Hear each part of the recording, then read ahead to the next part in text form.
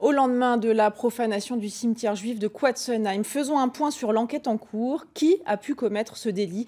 96 tombes taguées de croix gammées, des inscriptions retrouvées sur certaines sépultures laissent penser à un groupe néo-nazi. David Meneux, Arnaud Rapp. 96 croix gammées photographiées et mesurées pour être analysées.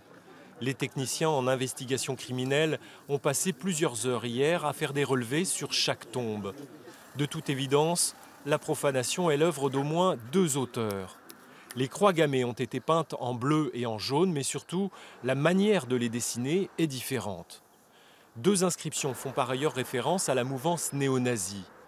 Plan Kalergi évoque le théoricien du grand remplacement au début du XXe siècle.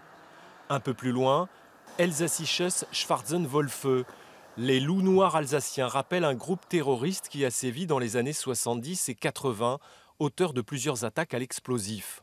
Ils ont été reconnus coupables de l'incendie d'un baraquement au camp de concentration du Struthof en 1976 et du dynamitage de la Croix de Lorraine du Staufen en 1981. En matière de profanation de cimetières, 3 types de profils d'auteurs se dégagent. La profanation pour le vol de métaux ou d'objets, comme à Souffelweiersheim en mars 2012.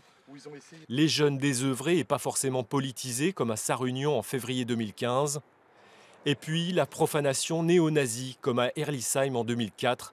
Il semble bien que l'affaire de Quatzenheim soit de ce type.